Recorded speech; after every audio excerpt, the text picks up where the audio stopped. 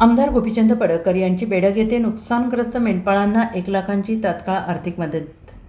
27 मेंढ्यांच्या मृत्यूची घटना, शासनाकडून तातडीनं भरपाई देण्याची मागणी. मिरज तालुक्यातील बेडग येथे भरधाव मालवाहतूक ट्रकने धडक देऊन 27 मेंढ्यांचा मृत्यू झाल्याच्या दुर्दैवी घटना घडली होती. या घटनेची माहिती मिळताच धनगर समाजाचे नेते आमदार गोपीचंद पडळकर यांनी बेडग येथे आज नुकसानग्रस्त मेंढपाळांची भेट घेऊन माहिती घेतली. त्यावेळी आमदार गोपीचंद पडळकर यांनी महाराष्ट्र प्रदेश अल्पसंख्याक सचिव फारुख भैया जमादार यांच्या सहकार्याने नुकसानग्रस्त मेंढपाळांना तातडीची 1,00,000ची आर्थिक मदत देऊन दिलासा दिला.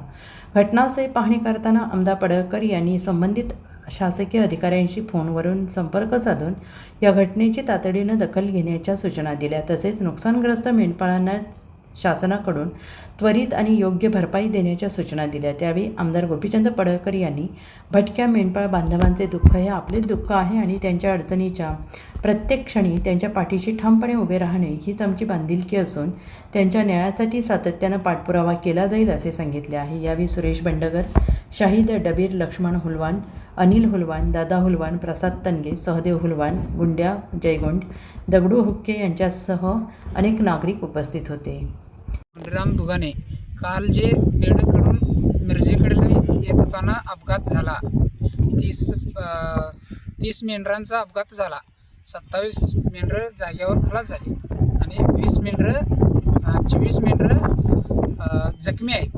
एवढ्या मेंढरां आमच्या धनगर समाजाचे नेते आमदार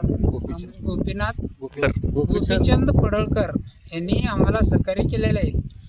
1,00,000 रुपये मदत भेट म्हणून आम्हाला पोच केलेलं आहे. आम्हाला एवढं मागणी आहे आम्हाला जे पंचनामा झाला आहे ते न्याय आम्हाला लवकरात लवकर मिळवून दे.